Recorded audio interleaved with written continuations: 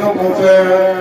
الحمد لله الذي ليس كمثله شيء وهو السميع البصير. نحمده ونستعينه ونستغفره ونؤمن به ونتوكل عليه ونعوذ بالله من شرور أنفسنا ومن سيئات أعمالنا. من يهده الله فلا مضل له ومن يضلل فلا هادي له.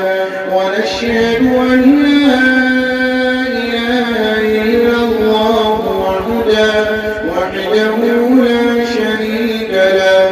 ونشهد أن سيدنا وسندنا وحبيبنا وشفيعنا وإمامنا وسندنا وهادينا ومرشدنا ونبينا ورسولنا وأفضلنا ومتاعنا ومكرمنا ومحترمنا وأولانا ومولانا محمدا عبده ورسوله لا رسول بعده ولا رسالة بعده لا نبي بعده ولا نبوة بعده. أرسله الله بالحق بشيرا ونذيرا وداعيا إلى الله بإذنه وسراجا منيرا.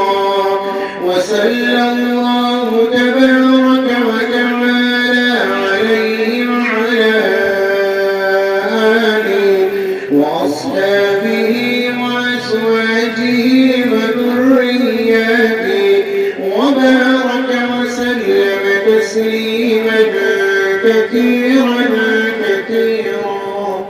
أما بعد فأعوذ بالله من الشيطان الرجيم. بسم الله الرحمن الرحيم. إنما المؤمنون إخوة فأصلحوا بين أخويكم واتقوا الله لعلكم ترحمون. وقال تبارك وتعالى واعتصموا بحبل الله جميعا ولا تفرقوا. وقال الله تبارك وتعالى وأطيعوا الله ورسوله ولا تنازعوا فتفشلوا وتذهب ريحكم واصبروا إن الله مع الصابرين. صدق الله العلي العظيم. وقال النبي صلى الله تعالى عليه وسلم الدين النصيحة الدين النصيحة الدين النصيحة. قلنا لمن يا رسول الله؟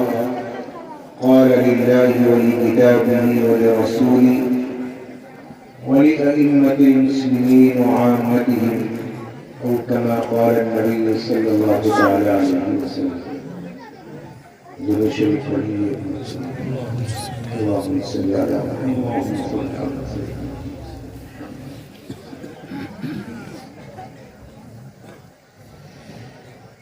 इज्जत व एहतराम के मुस्तहिक सदर मुहतरम अकाबिर उलमा इकराम, मोहब्बतों के मुस्तहिक बुजुर्गों नौजवान वसी करदार माँ और बहनों प्यारे बच्चे, कुरान की तिलावत और नबी पाक अलैहिस्सलातु वस्सलाम की मदह और सना आपने समाअत फरमाई। अल्लाह अपनी बारगाह में हमारी इस इबादत को कबूल फरमाए। بات شروع کروں گا، مختصر سی میری بات ہوگی. وہ ہمارے درمیان میں اور مقررین باقی ہیں انشاءاللہ، ان کا مکمل اور جامع اور بڑا خطاب ہوگا انشاءاللہ. مقدمۃ الجیش کے طور سے سمجھو، انتظام کے لیے آگے ہوں. ٹھیک ہے، بات شروع کرنے سے پہلے 2-3 اشعار ہیں. اشعار کیا ہے؟ ذکر اللہ ہے، اللہ کا ذکر ہے. احسان محسن صاحب کا کلام ہے. اللہ ان کے عمر میں برکت عطا فرمائے، نصیحت عطا فرمائے. تو وہ ذکر میں کرتا ہوں، آپ میرے ساتھ مل کر کریں انشاءاللہ. اس کے بعد بات شروع کر لیں گے. ٹھیک ہے، جب میں کہوں لا الہ الا اللہ تو آپ بھی ساتھ میں پڑھیں گے انشاءاللہ. ٹھیک ہے انشاءاللہ، ہلکی آواز سے پڑھیں. لا الہ الا اللہ، لا الہ الا اللہ، لا الہ الا اللہ، لا الہ الا اللہ. دل کو اگر چمکانا ہے، گر ایمان بنانا ہے، ملت کو بتلانا ہے، اور نگری نگری گانا ہے. لا الہ الا اللہ، لا الہ الا اللہ، لا الہ الا اللہ، لا الہ الا اللہ.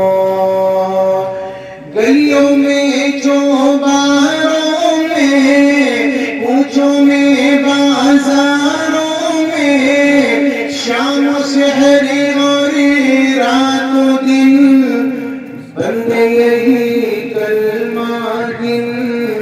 لا الہ الا اللہ، لا الہ الا اللہ، لا الہ الا اللہ، لا الہ الا اللہ. بلہائے گلشن میں ہے، فنکاروں کے فن میں ہے. بلہائے گلشن میں ہے، فنکاروں کے فن میں ہے. ہر دل کی دھڑکن میں ہے، اور ہر مومن کے من میں ہے. لا الہ الا اللہ، لا الہ. تھوڑی سی آواز سے نکال کے بیٹھو. لا الہ الا اللہ،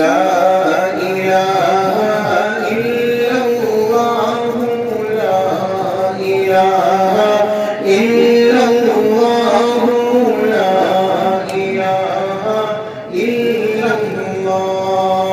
وحدت کے میخانوں میں، رندوں میں پیمانوں میں، وحدت کے میخانوں میں، رندوں میں پیمانوں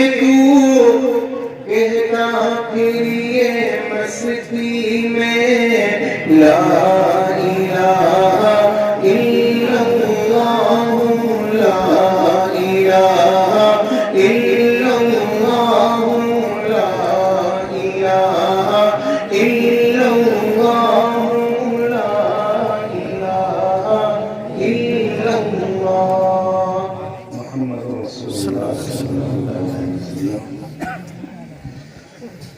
اللہ قبول فرمائے. ایک حدیث میں نے آپ کے سامنے پیش کی ہے.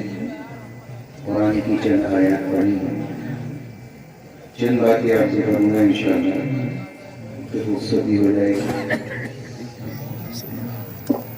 اس کی سیٹی بند کرو، سیٹی رکھو نا.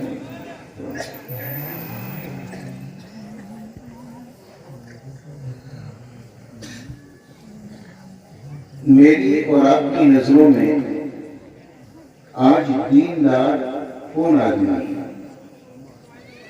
یہ سوال بھی ہے آپ سے، پھر اس کا جواب بھی دوں گا. میری اور آپ کی نظروں میں آج دیندار کسے مانا جاتا ہے؟ آپ کہو گے جس کے سر پہ ٹوپی ہو، امامہ ہو، لمبا کرتا ہو، چہرے پر لمبی داڑھی ہو، وہ اور نمازیں پڑھتا ہو، وہ آدمی دیندار.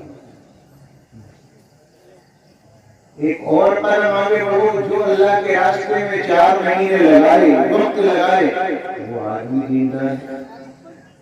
ایک اور قدم آگے بڑھو، جو قرآن کو پڑھے پڑھائے، اللہ کے قرآن کو سیکھے سکھائے، وہ آدمی دیندار ہے. یہ میری اور آپ کی نظروں میں دینداری کا ایک شکل ہے جو میں نے اور آپ نے اپنی نظروں میں کی ہوئی کہ بس دیندار آدمی وہ ہے جو نمازوں کا پابند ہے. دیندار آدمی وہ ہے جس کے چہرے پر داڑھی ہے، جو نمازوں کو جاتا ہے، جو اللہ کے راستے میں وقت لگاتا ہے، قرآن کی تلاوت کرتا ہے، رمضان کے روزے رکھتا ہے. ہماری نظروں میں دینداری کا ثبوت بس یہ ہے کہ جو نمازوں کا پابند ہو وہ دیندار ہے. ایسا ہی ہے نا؟ نہیں سوچتے نا؟ اچھا، نبی نے کیا بیان فرمایا؟ دیکھو، نماز دینداری نہیں ہے، دین کی بنیاد ہے. کیا ہے؟ دین کی بنیاد.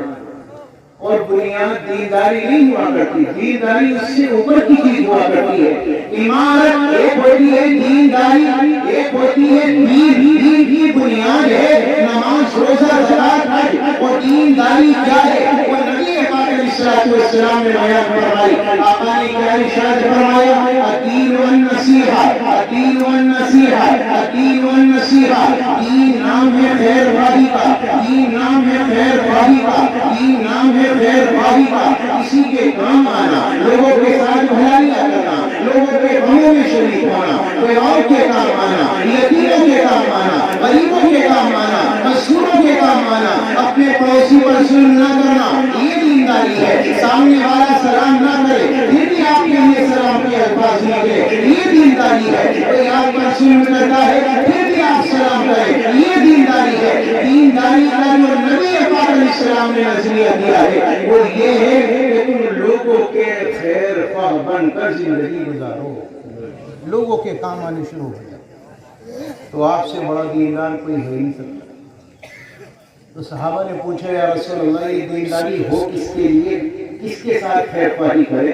یہ معاملہ جذبہ یہ دل میں جو پیدا ہو، یہ کس کے لیے ہو؟ تو نبی نے کیا فرمایا؟ قال اللہ، پہلے نمبر پر اللہ کے لیے. اللہ کی ماننے والے بنو، اللہ کی فرما برداری کرنے والے بنو، اللہ کی اطاعت کرنے والے بنو. اللہ کی زمین میں اللہ کے قانون کو ماننے والے بنو. اللہ کی زمین میں اللہ کے قانون کی خلاف ورزی نہ کرو. اگر تم ایسا کرو گے تو خیر خواہی کی زندگی نہیں گزار سکتے، دیندار نہیں کہلا سکتے. اگر تمہیں دیندار بننا ہے تو اللہ کی زمین میں اللہ کے قانون پر عمل کرو، اللہ کے باغی بن کر زندگی نہ گزارو.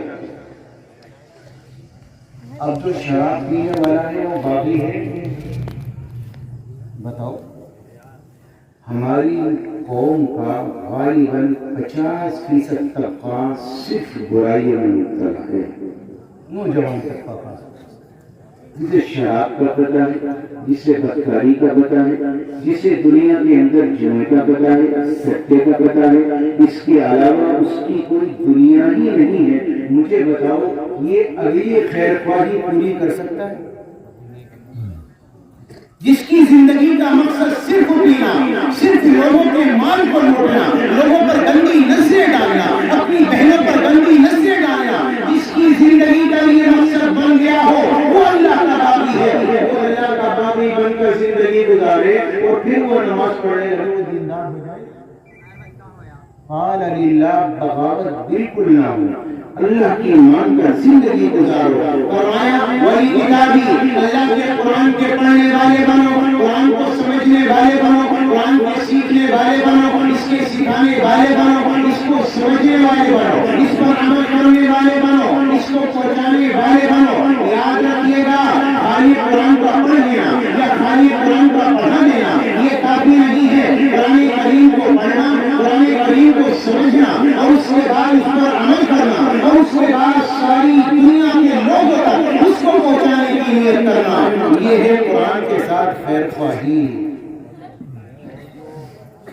اگر ہم خالی یہ سوچے کہ قرآن کا ہم لوگوں نے ترجمہ کر دیا ہم فری ہو گئے، آپ بڑی ذمہ نہیں ہو سکتے. قرآن کا مطلب یہ ہے کہ قرآن کو پڑھے بھی، قرآن کو سمجھے بھی، قرآن پر عمل بھی کرے اور قرآن کو دنیا کے لوگوں تک پہنچائے بھی. یہ قرآن کے 5 حق ہے، میں اس کی تفصیل میں نہیں جاؤں گا.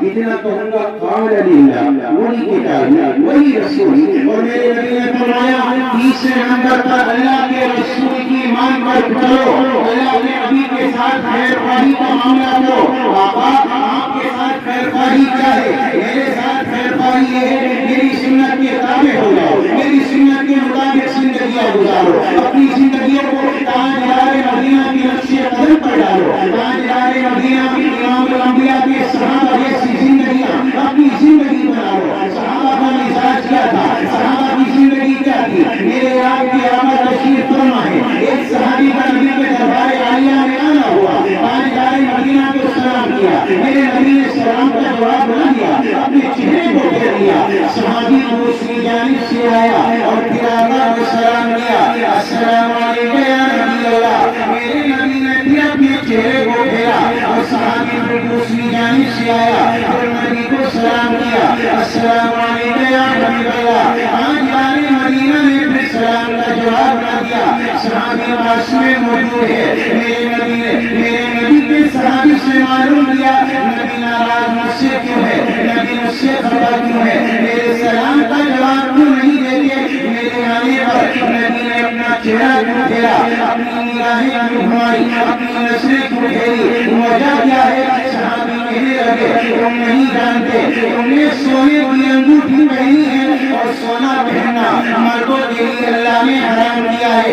فرمایا اچھا بس اتنی سی بات ہے؟ جی ہم بس اتنا ہے. تو صحابی باہر نکلا، انگوٹھی کو نکالا اور دودھ پھینک کر چلا آیا. نبی کو سلام کیا، نبی نے سلام کا جواب دیا. قریب میں صحابی جو موجود تھا اس نے معلوم کیا انہیں انگوٹھی کو کیا دیا، انہیں انگوٹھی کو کہاں ڈالا. صحابی کہنے لگا میں پھینک کر چلا آیا. اللہ کے بندے گھر لے جاتا، اپنی بیوی کو دے دیتا. پہننا حرام ہے، بیوی کے لیے جائز ہے، بیوی کو لے جا کر دے دیتا یا اسے بازار میں بیچ دیتا، قیمتی سامان لے کر گھر چلا جاتا. صحابی کہنے لگا جس کی وجہ سے نبی کے چہرے پر غصے کے آثار نمایاں ہوئے ہوں، میں اس انگوٹھی کو لے کر گھر جاؤں، یہ کیسے ہو سکتا ہے؟ یہ کیسے ممکن ہے؟ قال للہ، وہی کتابی وہی رسولی. نبی پاک علیہ السلام کی خیر خواہی یہ ہے نبی کی غلامی کرو، آپ کی بغاوت زمین پر نہ کرو. اور میری اور آپ کی زندگی تو بغاوت میں گزر رہی ہے نا. قال للہ ولکتابہ ولرسولہ ولأئمة المسلمین وعامتهم. نبی نے فرمایا عام مسلمانوں کے ساتھ خیر خواہی کرنا، مسلمانوں کے پیشوا اماموں کے ساتھ خیر خواہی کرنا. نبی نے یہ مزاج بنایا، نبی نے یہ تعلیم دی، صحابہ کا یہ مزاج بنایا. لوگوں کے کام آیا کرو، لوگوں کے دکھ درد میں شریک ہوا کرو، پڑوسی کے دکھ درد کو جانو.